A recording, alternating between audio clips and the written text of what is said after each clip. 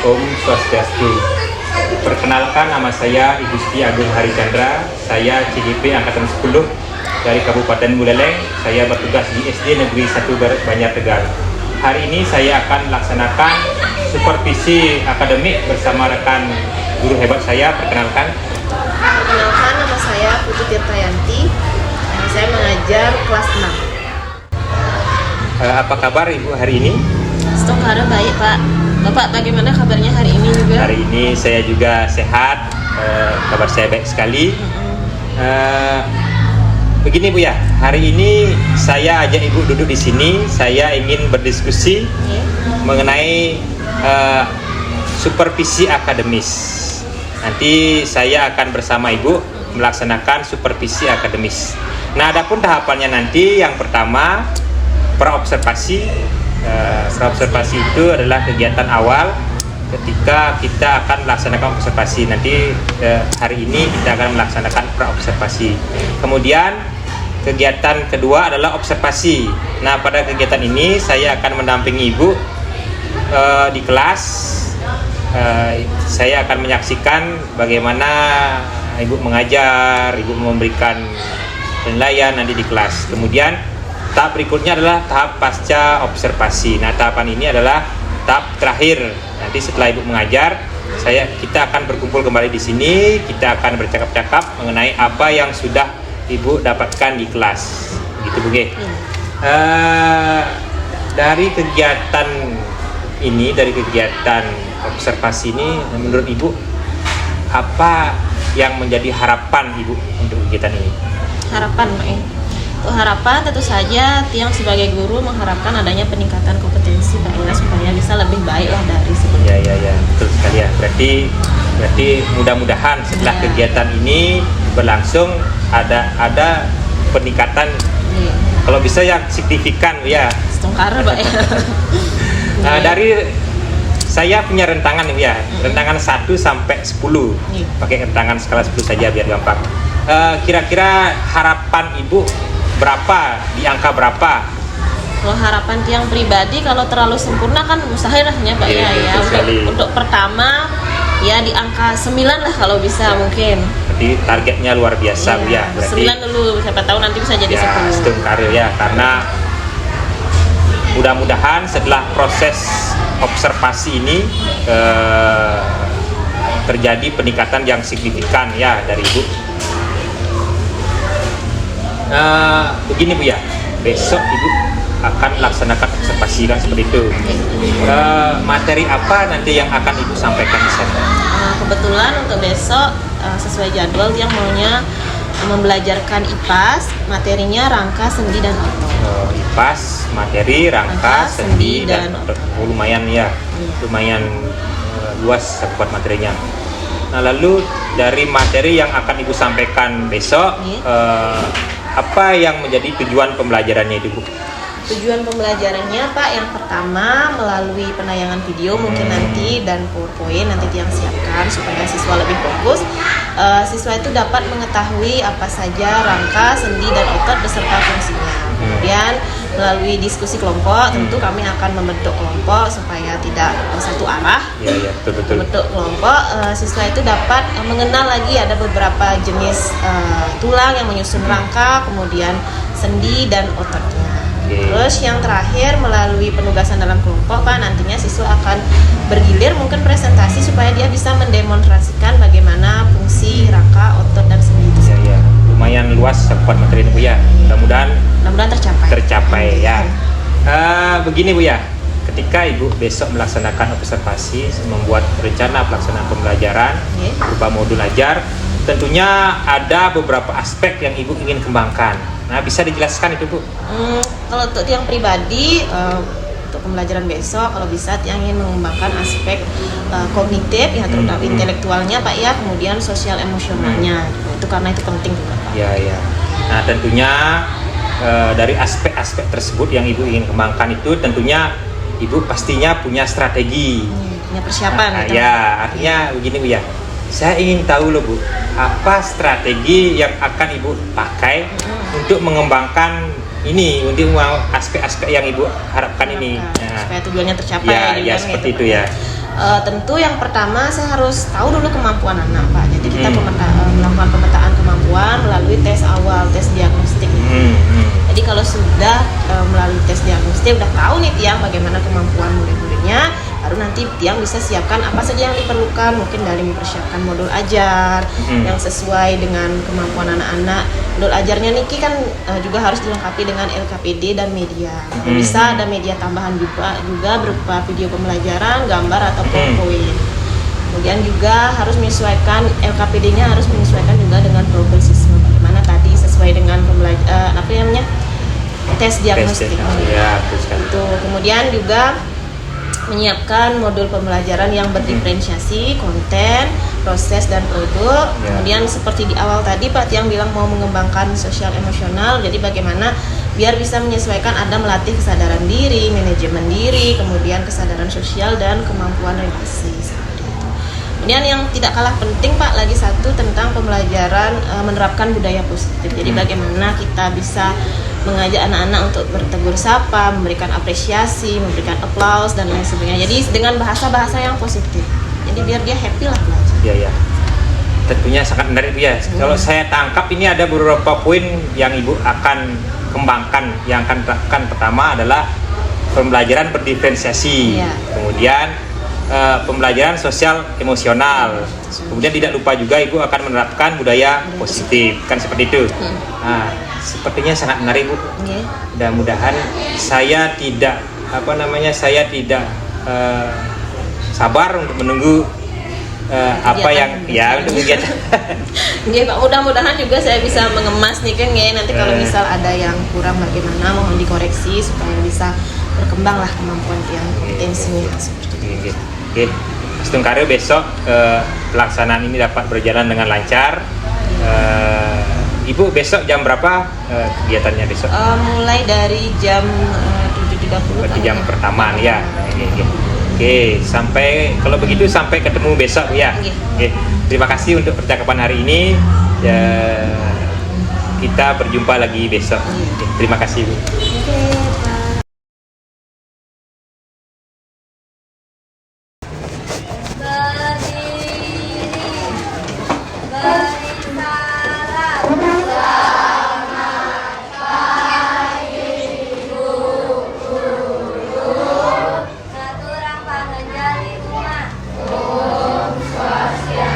Oke, silakan duduk dulu anak-anak. Oke, anak-anak, Ibu absen dulu ya. Ada yang nggak sekolah? Siapa? Dario. Kenapa dia? Oh, izin. Dario izin ya. Ada lagi? Tidak ada ya. Oke. Karena tidak ada, sebelum memulai kegiatan supaya berjalan dengan lancar, Ibu pimpin dulu pembelajaran hari ini dengan doa ya, supaya anak-anak bisa mengikuti dengan baik dan kegiatan ini berjalan lancar. Berdoa sesuai dengan agama dan kepercayaan masing-masing. Berdoa dimulai.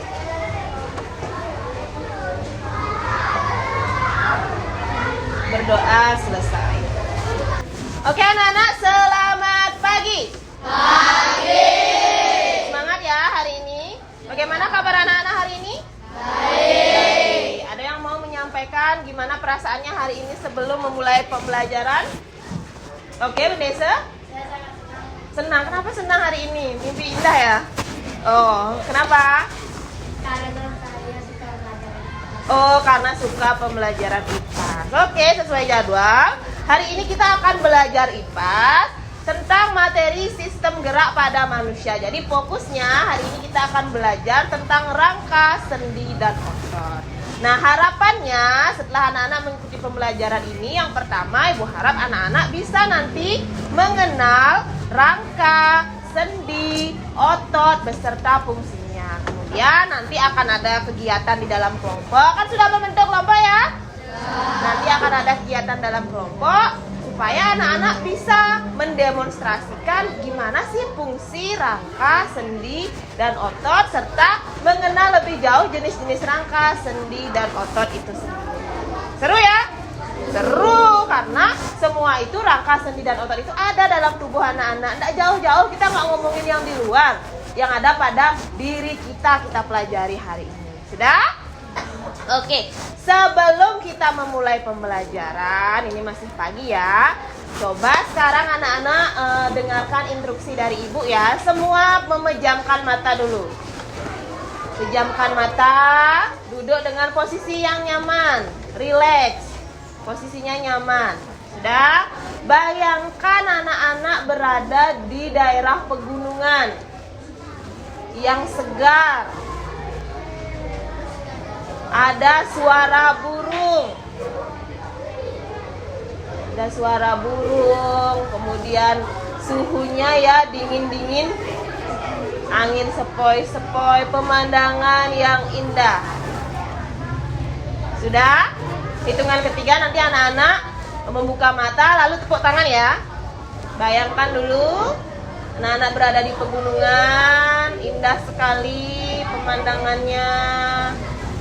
Sejuk. Dah. 1, 2, 3. Buka matanya, kita tepuk tangan. Nah, jadi itu untuk emosional anak-anak ya. Jadi kita sebelum mulai pembelajaran kita merasakan rileks dulu. Tak boleh tegang-tegang sebelum belajar. Kalau anak-anak membayangkan daerah pegunungan, kemudian sejuk, pemandangannya indah, tenang enggak pikiran anak-anak? Tenang. Mungkin ada yang suka di pantai, ada yang suka di pegunungan. Yang jelas kita di alam terbuka itu pasti lebih tenang dibandingkan kalau kita berada di dalam ruangan yang tertutup. Kalau anak-anak di dalam kamar yang nggak ada ventilasi, nggak ada tembok, nggak ada gininya, nggak ada tembok, nggak ada jendela gitu misalnya, apakah sumpah rasanya? Iya, seperti itu. Jadi kalau kita berada di tempat yang luas, emosional kita akan lebih bagus. Kita merasa rileks, melakukan sesuatu itu akan lebih menyenangkan. Benar nggak? Benar. Nah, oke. Karena hari ini kita akan belajar tentang rangka sendi dan otot. Sebelumnya ibu mau ajak anak-anak menggerakkan tangan-tangan dulu. Masih ingat enggak yang pernah ibu ajarkan waktu MPLS Pramuka? Ya, itu ibu pandu tangannya. Semua harus ikut ya, jangan ada yang gini, kan kita peregangan. Oke, masih ingat lagunya? Oke, kita nyanyikan bersama. 1, 2, 3. Buka tutup, buka tutup. Bertepuk tangan. Buka tutup, buka tutup. Tepuk tangan lagi. Digulung-gulung, digulung-gulung. Lalu tersenyum, hihi. Digulung-gulung, digulung-gulung. Lalu tertawa, ha-ha. Oke, lagi sekali. Belum kompak. 1, 2, 3. Buka tutup, buka tutup. Bertepuk tangan. Buka tutup, buka tutup. Tepuk tangan lagi. Digulung-gulung, digulung-gulung. Lalu tersenyum, hihi. Digulung-gulung, digulung-gulung. Lalu tertawa, ha-ha. Oke, begitu ya. Nah, tadi ada beberapa gerakan yang sudah anak-anak lakukan. Misalnya buka tutup, buka tutup. Bergerak enggak tangan anak-anak? Bergerak. Nah, kenapa ya kira-kira kok kita bisa menggerakkan tangan? Tangan dulu deh, ada apa yang kira-kira di dalam tangan anak-anak ini? Apa aja yang kamu lihat dalam tangan anak-anak? Ada tulangnya, ada ototnya, ada sendinya, ada kulitnya juga kan. Kamu nggak lihat kulitnya dulu dari luar ya. Yang ada di tangan kamu dulu, lihat tangannya ada apa. Mungkin ada kukunya, ada cincin mungkin di tangannya kan, bisa. Tapi yang bikin bergerak itu apa? Nah, itu yang akan kita pelajari hari ini ya.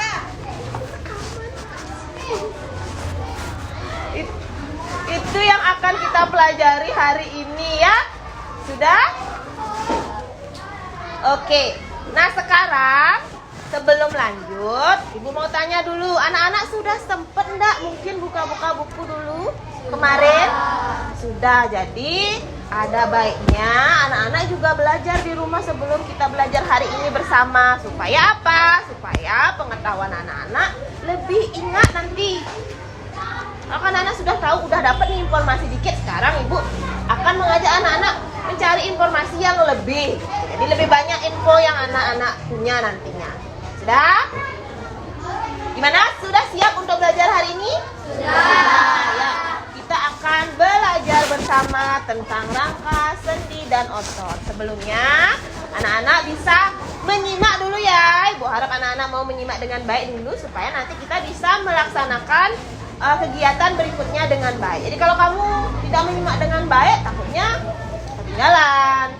Seperti itu ya, Ibu harap semua nanti bisa. Oke.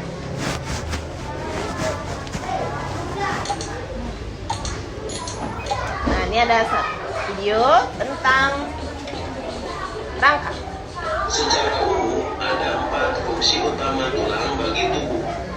Yang pertama, memberikan bentuk pada tubuh dan menopang tubuh. Yang kedua, melindungi organ dalam. Yang ketiga, tempat menempelnya otot yang merupakan alat gerak aktif sehingga dapat menggerakkan tulang. Yang keempat, pada jenis tulang tertentu, tulang berfungsi sebagai tempat pembentukan sel darah. Oke, sampai sana dulu. Tadi berbicara tentang rangka. Jadi rangka itu kan terbentuk dari kumpulan tulang-tulang anak-anak ya. Yang pertama, kenapa kita perlu punya rangka dalam tubuh? Tadi apa bilang? Menopang apa? Menopang tubuh. Kalau kita nggak punya tulang, seperti cairan ya, nggak bisa.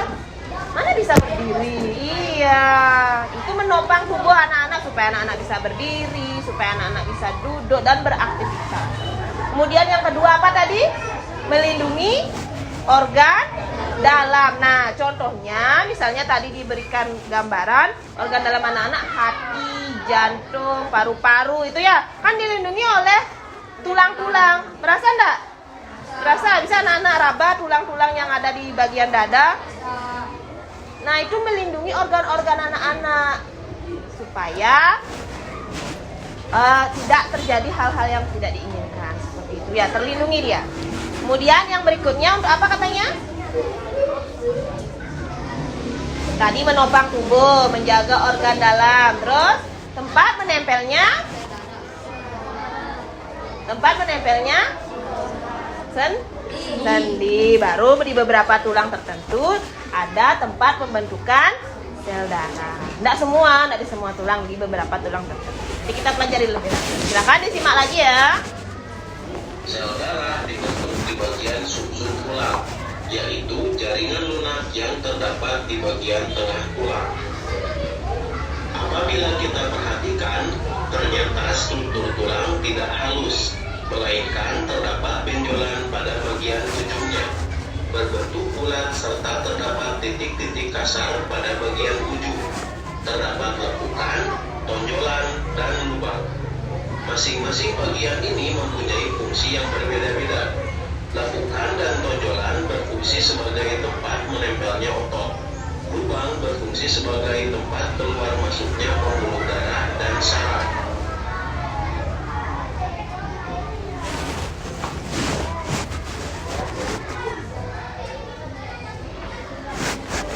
Oke, loading.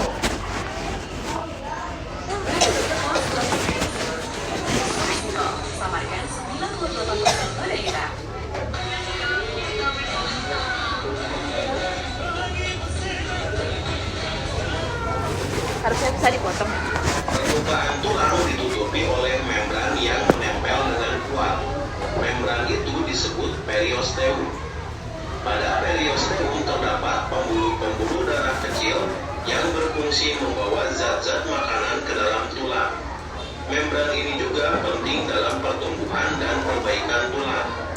Pada bagian bawah periosteum terdapat tulang kompak atau disebut juga tulang keras, yaitu suatu lapisan tulang yang keras dan kuat.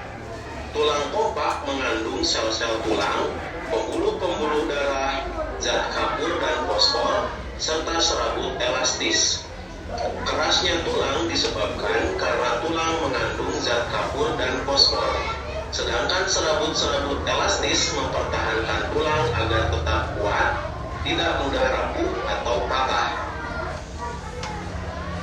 Tulang spons dalam tulang pipa atau tulang panjang terdapat di daerah ujung tulang.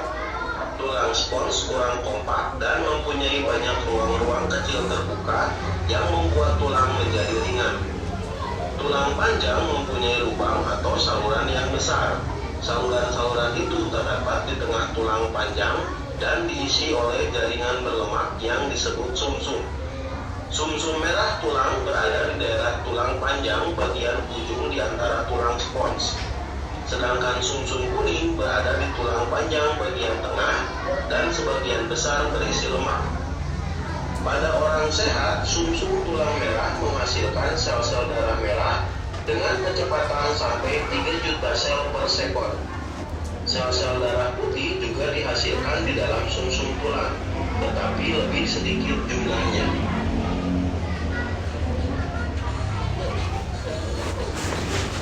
Ujung tulang panjang ditutup dengan suatu lapisan jaringan tebal, lunak dan lentur yang disebut dengan tulang rawan atau kartilago.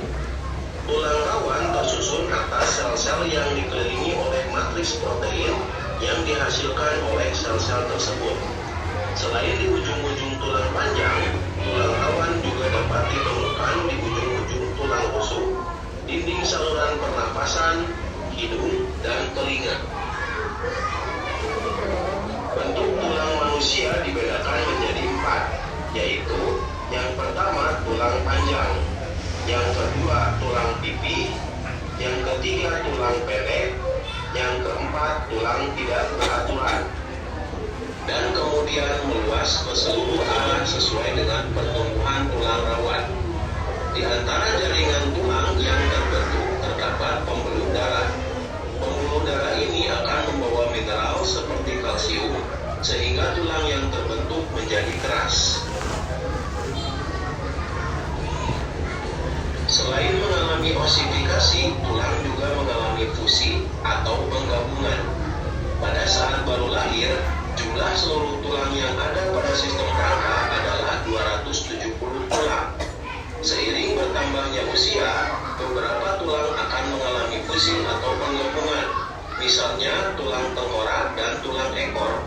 Oleh karena itu, ketika sudah dewasa, jumlah tulang penyusun sistem rangka ada 206 tulang. Oke, itu tadi tentang tulang dulu ya. Jadi begitu pentingnya tulang dalam sistem rangka. Selain menopang tubuh, tempat menempelnya sendi, juga tadi menghasilkan beberapa sel darah. Benar enggak? Di sumsum tulang itu. Jadi kalau kamu enggak punya tulang, sumsum tulangnya enggak ada, bisa enggak kamu punya darah jadinya? Iya, begitu. Jadi sel-sel darah itu dibentuk di sumsum tulang. Sudah? Nah, karena rangka ini sebenarnya sudah anak-anak sempat pelajari di fase sebelumnya ya, di fase C yang fase 5. Dua tulang atau lebih. Dengan adanya sendi, hubungan antara tulang-tulang tubuh dapat digerakkan. Berdasarkan banyak sedikitnya gerakan, sendi dibagi menjadi 3. Yang pertama ada sinartoksis, yaitu sendi yang... Nah, ini yang penting anak-anak ya. Jadi sendi tadi kan merupakan yang menghubungkan tulang. Ya, jadi sendi itu dibagi menjadi 3 berdasarkan gerakannya. Yang pertama yang sinartrosis. Jadi sendi yang tidak dapat bergerak. Jadi kamu punya 3 jenis sendi kalau dilihat dari gerakannya. Yang pertama sinartrosis, tidak dapat bergerak, itu ada pada sendi di tulang tengkorak. Kemudian ada amfiartosis, bergerak tapi terbatas dia. Nah, ini ada pada tulang belakang. Kemudian ada sendi diartrosis, yaitu sendi yang bergerak dengan bebas. Nah, nanti kita akan lebih lanjut bahas yang bergerak dengan bebas. Contohnya yang ada di siku anak-anak, seperti itu. Mengapa kita bisa bergerak? Nah, itu lebih banyak ada di sendi yang bergerak bebas. Seperti itu. Juga ada yang terbatas. Itu juga ada pada informasi di buku anak-anak. Contohnya pada tulang tengkorak. Yang kedua ada amfiartrosis, yaitu sendi yang dapat digerakkan namun terbatas. Contohnya pada sendi antar ruas tulang belakang. Yang ketiga ada diartrosis, yaitu sendi yang dapat digerakkan dengan bebas. Sendi yang dapat digerakkan dengan bebas atau diartrosis terbagi menjadi 5 sendi. Yang pertama ada sendi peluru, yang kedua sendi engsel, yang ketiga sendi putar, yang keempat sendi pelana, dan yang kelima sendi geser. Sendi peluru menghubungkan antara satu tulang yang mempunyai satu ujung pula yang masuk ke ujung tulang lain yang berongga seperti mangkok. Sendi ini dapat membentuk gerakan sangat bebas. Contoh sendi peluru adalah sendi antara tulang lengan atas dan tulang belikat, serta antara tulang pinggul dan tulang paha. Adanya sendi ini memungkinkan tulang-tulang tersebut dapat diayunkan ke arah manapun. Sendi engsel mempunyai gerakan satu arah, ada yang ke depan dan ada yang ke belakang seperti engsel pintu. Contoh sendi engsel antara lain sendi-sendi pada siku dan lutut. Ya. Sendi ini memiliki ruang gerak yang lebih sempit dibandingkan sendi peluru. Pada sendi putar, salah satu tulang berfungsi sebagai poros dan ujung tulang yang lain berbentuk cincin yang dapat berputar pada poros tersebut. Contohnya adalah persendian yang terdapat di antara tulang tengkorak dengan tulang leher. Sendi tersebut memungkinkan kepala kita dapat memutar, mengangguk, serta menggeleng. Pertemuan antara dua tulang yang berbentuk seperti pelana disebut dengan sendi pelana. Sendi ini dapat menggerakkan tulang kedua arah, yaitu muka belakang dan ke samping. Contoh sendi ini adalah pada pangkal ibu jari.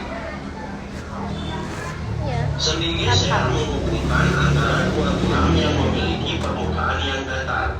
Prinsip kerja sendi ini adalah satu bagian tulang bergerak menggeser di atas tulang lain.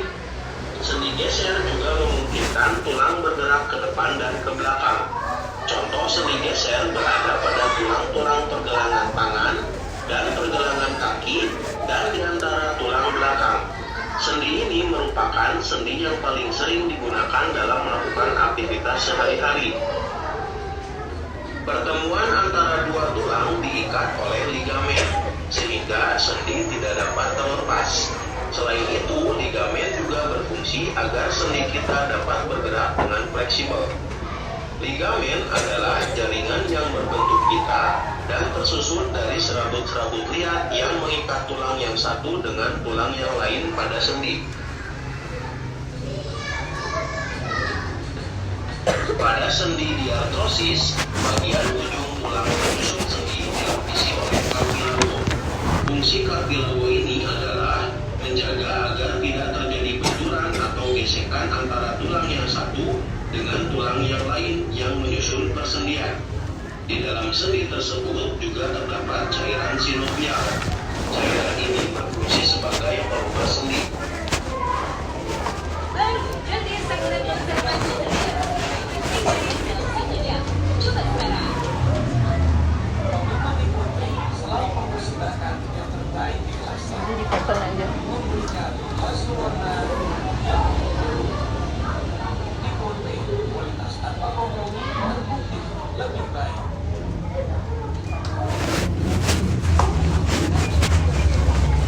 Tanpa otot, tulang dan sendi yang terdapat di tubuh tidak memiliki kekuatan untuk bergerak.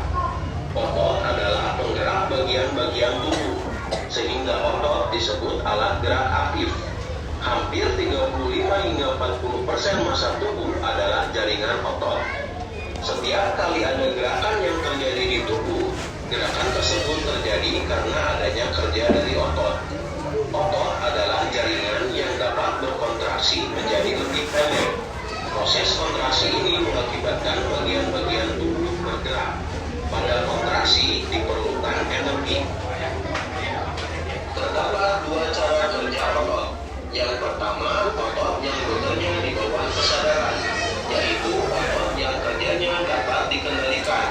Prinsip kerja otot ini adalah dapat dikendalikan. Artinya, kita dapat mengendalikan apakah harus menggerakkan atau tidak menggerakkan otot. Anda bisa lihat pada gambar. Selain otot yang bekerja di bawah kesadaran, ada juga otot yang bekerja di luar kesadaran. Otot yang bekerja di luar kesadaran adalah otot yang tidak dilakukan secara sadar. Prinsip kerja otot ini adalah tidak dapat dikendalikan. Artinya kita tidak dapat mengendalikan apakah harus menggerakkan atau tidak menggerakkan otot-otot tersebut.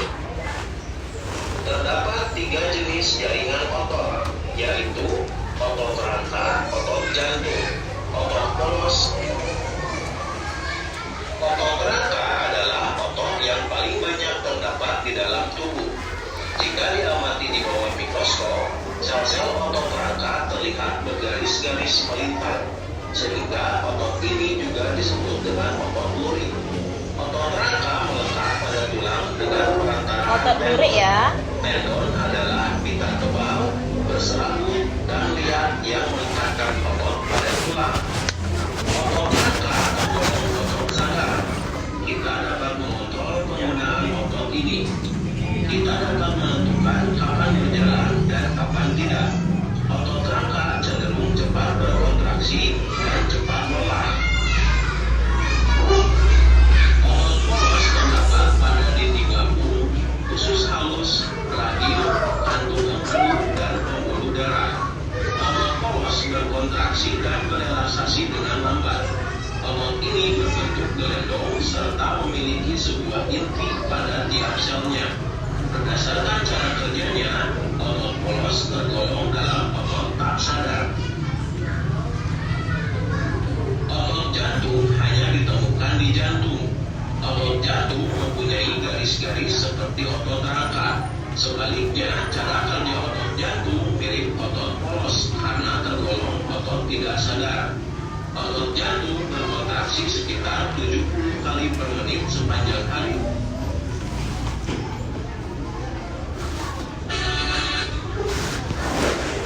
Oke, sudah itu tentang sendi, otot, dan rangka. Nah, di dalam buku anak-anak halaman 7 juga ada gambarnya yang lebih jelas ya. Otot polos, otot lurik atau otot rangka tadi dengan otot jantung. Jadi sudah anak-anak simak tadi ada 2 jenis otot, ada yang bisa secara sadar kita kendalikan dan tidak sadar ya. Jadi ada otot rangka atau otot lurik itu yang paling banyak ada dalam tubuh anak-anak yang anak-anak bisa kendalikan. Jadi ketika anak-anak mau mengangkat sesuatu itu yang dipergunakan otot rangkanya. Nah, lebih lanjut sekarang Ibu akan membagikan lembar kerja. Silahkan anak-anak diskusikan dengan anggota kelompoknya terkait dengan rangka, sendi, dan otot yang sudah kita bahas tadi. Di sini Ibu tidak meminta hafalan ya, tapi bagaimana anak-anak berpendapat dalam kelompok. Silakan ditulis dulu nama anggota kelompoknya, baru dijawab. Ada 3 soal ya. Silakan dikerjakan dengan baik. Nara?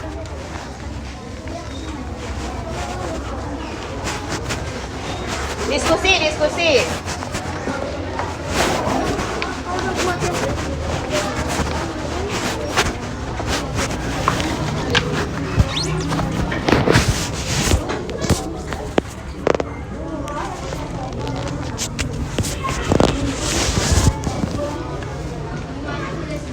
Namanya di bagian atas itu. Iya. Langsung nama panggilan aja ya biar cepat.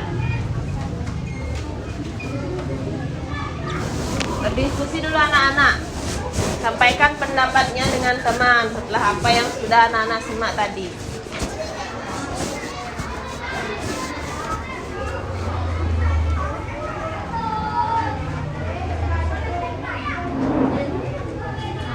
Kapan bagian kelompok? Ada tugas. Udah ada.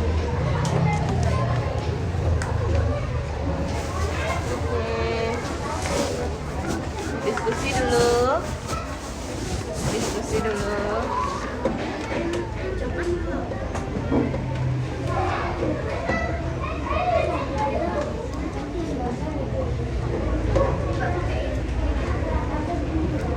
Mana kira-kira ada bayangan tentang sendi dan otot? Kan sudah sempat baca ya.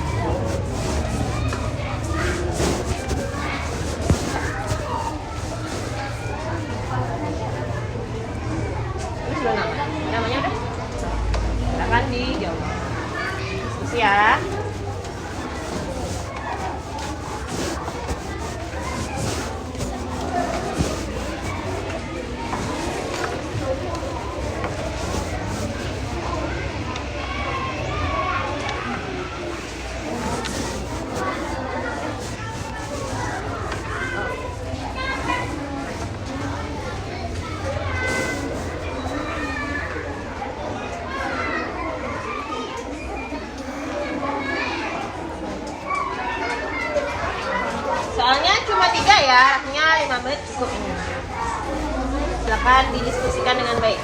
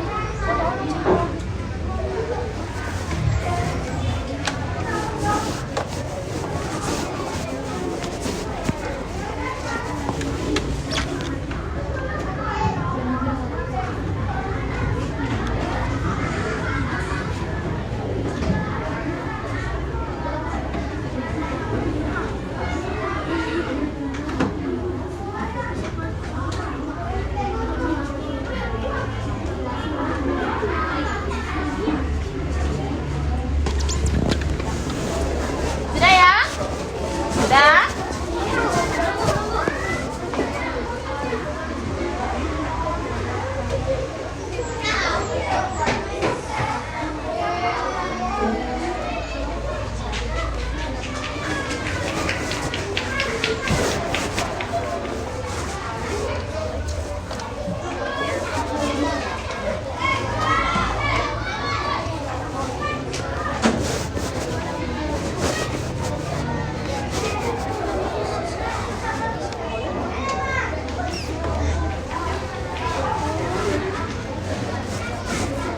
Oke, sudah semua ya?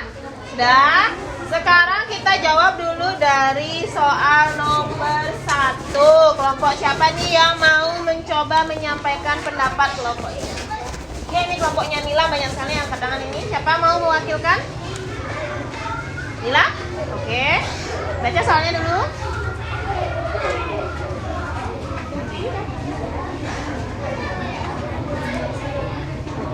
Menurut kelompoknya Nila.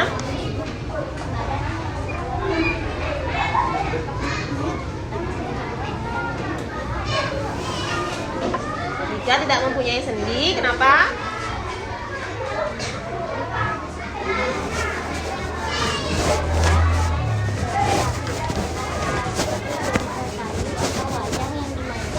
Oleh dalam. Oke, jadi kalau menurut kelompoknya Nilam, kalau kita tidak punya sendi, katanya tubuhnya akan kaku, tidak bisa beraktivitas dengan leluasa seperti itu. Kalau kelompok lain? Ada punya pendapat lain mungkin? Beda kalimatnya? Ya, gimana kalimatnya kalau Inara? Tidak mudah bergerak dengan leluasa. Karena kan udah tahu ya, tadi sendi-sendi itu berfungsi untuk membantu kita bergerak. Jadi kalau tidak ada sendi, bisa nggak tadi kita di awal melakukan gerakan buka tutup, bisa nggak? Tidak. Sama juga kalau tidak ada rangka. Kalau tidak, ibu nih tidak punya rangka, bisa nggak ibu berdiri di depan anak-anak? Tidak. Apa fungsi rangka yang pertama tadi? Menopang tubuh, kemudian melindungi organ-organ dalam. Ibu kan punya organ-organ dalam ya, yang ini vital, itu harus aman lah istilahnya. Jadi ada rangka, sama juga sendi juga fungsinya penting. Oke, yang nomor 2, selain kelompoknya Nilam, siapa sekarang mau? Oke, kelompoknya Widya berdua, siapa mau baca?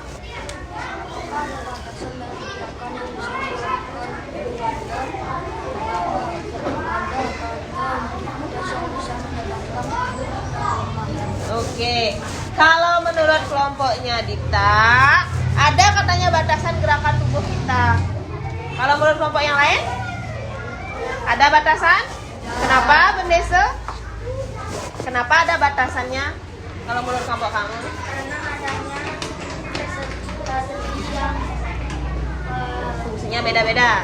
Oke, karena ada bagian-bagian tubuh yang memiliki fungsi yang berbeda. Nggak mungkin dipaksa terus untuk bekerja melakukan sesuatu ya, bergerak ke sana kemari atau digerakkan ke arah yang tidak sesuai dengan yang bisa dilakukan, kan begitu ya? Ada batasan gerakan. Kelompok lain ada mungkin punya jawaban lain? Nggak, sama ada batasan? Sama. Oke, yang terakhir nomor 3. Oke, dah kelompok sini belum dapat. apa yang terjadi apabila kita tidak memiliki tulang, Apa yang terjadi kalau tidak punya tulang? dia akan layu dan tidak bergerak. Badan akan layu dan tidak bergerak, katanya. Ada punya jawaban lain? Ya, Intan?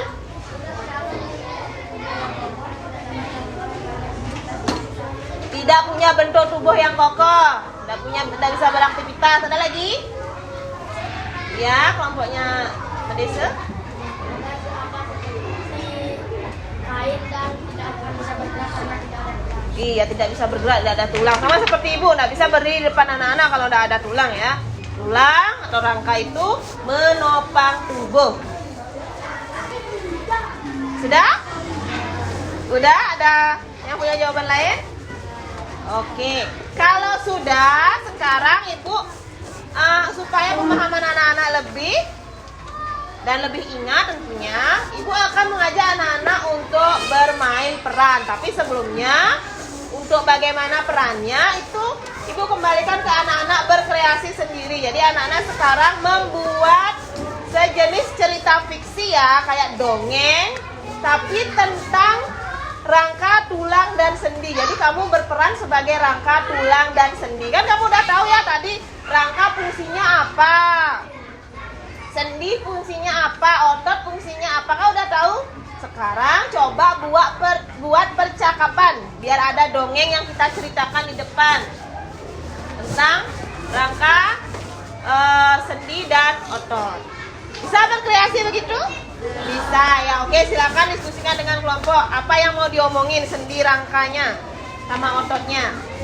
Nanti ibu minta salah satu kelompok berdialog di depan, menceritakan. Siapa mungkin yang mau jadi sendi, siapa mau jadi rangka, siapa yang mau jadi otot, silakan.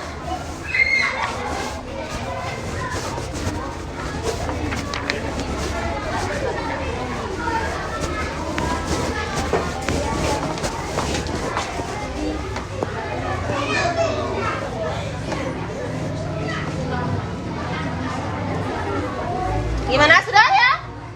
Sudah ya?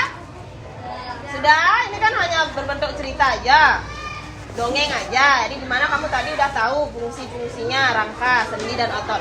Kelompok siapa yang mau mendongeng, berdialog? Kelompok yang lain tak mau angkat tangan dulu? Tidak ada?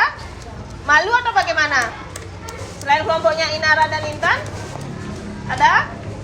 Oke, kalau gitu karena kelompoknya Intan yang pertama angkat tangan, ibu kasih kesempatan dulu untuk kelompoknya Intan membacakan dongeng yang sudah dibuat dalam kelompoknya. Yang lain silahkan disimak ya. Kita akan menyaksikan penampilan bermain peran dalam dongeng.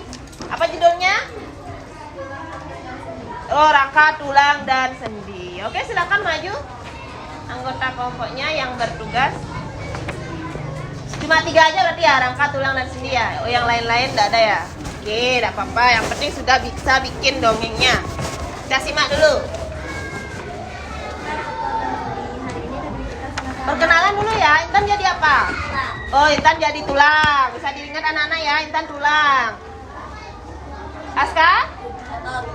Otot. Rama? Oh, oke, ada tulang, otot, dan sendi. Silakan tulang.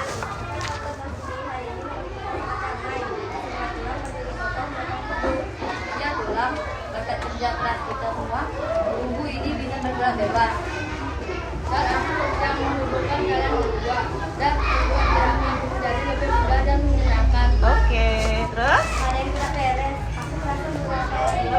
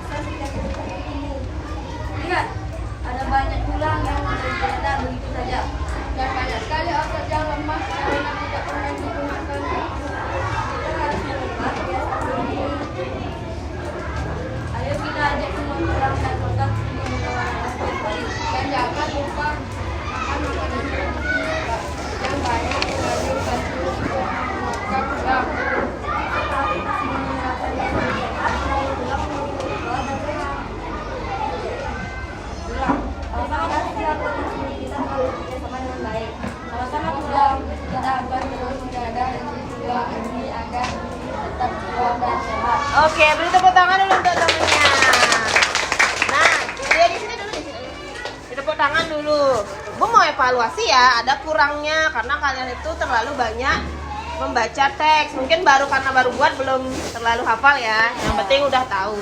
Nah, ini tadi sendi, otot, tulang. Nah, seperti yang dikatakan sendi. Sendi menghubungkan apa? Tulang dan otot. Jadi kalau tidak ada si sendi ini, bisakah bekerja? Tidak. Tadi juga ada masalah tadi pada tulang. Kenapa tulangnya ada yang mulai retak katanya? Terus ini apa yang harus kita lakukan kalau tulang retak? Apakah berpengaruh tadi? Berpengaruh terhadap aktivitas sehari-hari. Makanya sendi, otot dan sendi memikirkan solusi. Solusinya apa? Makan makanan sehat. Makan makanan sehat dan berolahraga. Jadi menjaga pola hidup. Nah, itu dari kelompok dunia tulang ya. Oke tuh. Rangka, sendi, otot. Oke, beri tepuk tangan dulu untuk kelompoknya Ika. Nah, itu dongeng dari negeri tulang. Katanya ada yang apa namanya, retak tulangnya. Jadi panik nih anggotanya yang menghubungkan. Nah, dari dongeng tadi siapa yang bisa ngasih ibu apa yang kamu dapat dari cerita yang disampaikan kelompoknya Intan? Bendesa?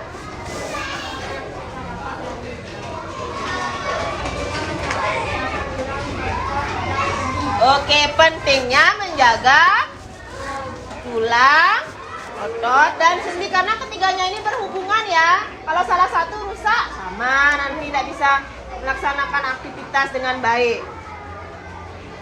Sudah? Gimana anak-anak, kira-kira bisa? Bisa, oke. Ada yang mau lagi mungkin? Sudah ada hampir sama? Oke, kalau sudah seperti itu, Ibu mau melakukan evaluasi sedikit. Nah, evaluasinya nanti siapa yang bisa angkat tangan ya, menjawab. Oke, biar Ibu tahu nih, udah ini dah anak-anak, sudah paham dah? Siapa yang bisa menyebutkan salah satu fungsi dari tulang atau rangka?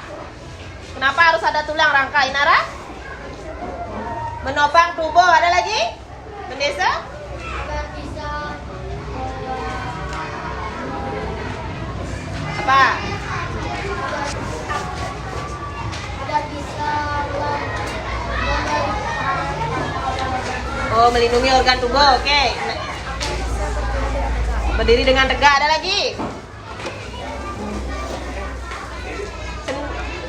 Tempat menempelnya sendi, jangan lupa, jangan menopang tubuhnya aja, tempat menempelnya sendi. Nah, sendi ada dua nih. Sendi ada yang bisa digerakkan dengan kesadaran, ada yang tidak bisa kita gerakkan dengan kesadaran, yaitu jenisnya. Terus dibagi lagi menjadi 3. Ada sendi apa aja? Angkat tangan. Sendi apa aja? Ya, otot, langsung Ibu, otot apa aja? Kok sendi, otot polos, otot lurik. Oke, ingat ya. Terus untuk persendian seperti tadi sudah si Rama menjadi sendi. Ngapain dia Rama? Apa fungsinya Rama tadi sebagai sendi? Menghubungkan tulang dan otot. Jadi kalau nggak ada Rama sebagai sendi, bisa nggak terhubung Intan dengan Aska? Nggak bisa. Jadi saling membantu ya, saling berhubung. Nah, itu tadi. Sekarang kita peregangan dulu ya. Tangannya di depan. Oke, digerakkan dulu.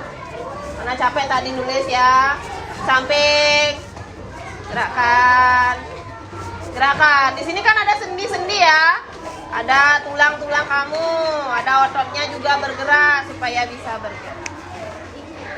Oke, sekali lagi tepuk tangan dulu untuk kita semua. Siapa yang mau bantu Ibu?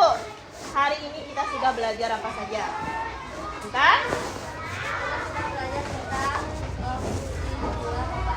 Oke, fungsi tulang dalam rangka otot dan sendi juga. Anak-anak sudah tahu jenisnya ya. Tadi otot lurik, otot jantung, seperti itu. itu kegiatan kita hari ini. Karena anak-anak sudah paham, nanti kita akan berjumpa lagi dalam pertemuan berikutnya. Sekarang siapa yang memimpin doa dulu? Yang dari sini deh, yang dekat deh, kita ya. Silakan mimpin doa dulu. Dari sana aja nggak apa-apa.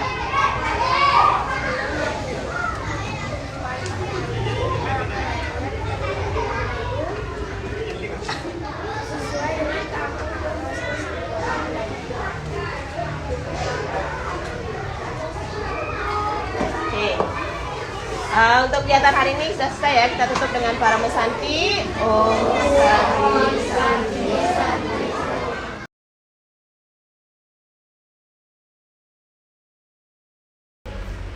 Selamat pagi Bu Tirta. Selamat pagi Pak. Bagaimana kabar Ibu hari ini? Astungkare sangat baik untuk hari ini. Ya. Iya. Kemarin saya mendampingi Ibu dalam kegiatan observasi di kelas. Iya. Di kelas 6 Bu ya. Kelas 6. Tentunya saya sangat mengapresiasi apa yang Ibu laksanakan kemarin.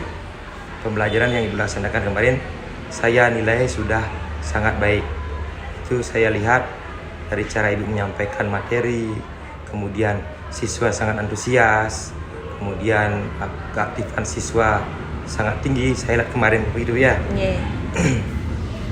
Nah, tentunya dari tindak lanjut kemarin saya ingin mengajak Ibu untuk ke langkah selanjutnya, yaitu langkah pasca observasi. Tentunya langkah ini adalah langkah final, di mana saya ingin mengetahui bagaimana Ibu merefleksi pembelajaran Ibu laksanakan kemarin. Yeah. Apakah pembelajaran yang Ibu laksanakan kemarin sudah sesuai dengan rencana? Pembelajaran kemarin pelaksanaannya menurut Tiang sudah sesuai dengan rencana dan tujuan pembelajaran di awal, Pak. Menurut Tiang begitu, karena anak-anak sudah mau antusias dan ikut terlibat aktif. Terus kemarin Ibu di pra-observasi, Ibu menyampaikan kepada saya bahwa Ibu berfokus pada meningkatkan aspek intelektual, terutama aspek kognitif. Saya lihat ketika Ibu melaksanakan pembelajaran, aspek kognitif sudah sangat terlihat itu meningkat. Ketika saya lihat siswa sangat antusias, kemudian Ibu menyampaikan juga hasil belajar kemarin sudah bagus. Terus ketika Ibu melaksanakan pembelajaran kemarin, apakah Ibu menemui kendala? Oh iya Pak, untuk kendala secara garis besar yang Tiang hadapi itu kurang fokusnya siswa dalam kelompok seperti itu. Nah, berarti kurang fokus pada kelompok. Nah, dari masalah yang Ibu temui kemarin, saya lihat itu tidak terlalu jelas dia. Tentunya Ibu punya solusi kemarin. Apa solusi yang Ibu laksanakan sehingga saya tidak terlalu melihat masalah yang Ibu temukan kemarin?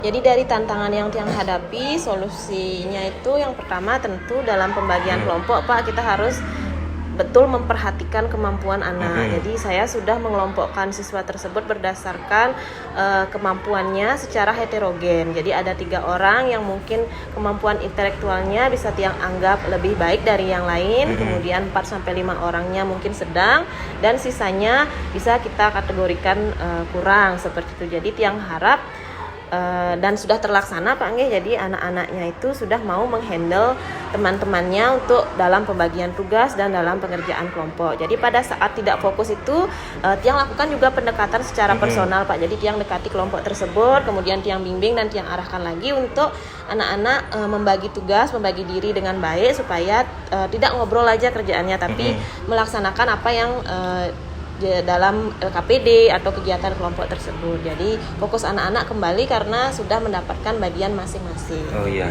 Berarti Tiang dapat tangkap yang pertama, Ibu di awal sudah membentuk kelompok secara heterogen. Iya, betul. Itu kemarin kan saya lihat kelompoknya besar. Iya, 8 orang. 8 orang ya. Iya.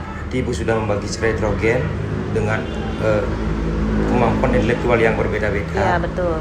Kemudian ketika laksanakan pembelajaran ada beberapa siswa yang tidak fokus seperti itu, kemudian Ibu langsung melakukan pendekatan personal kepada kelompok tersebut.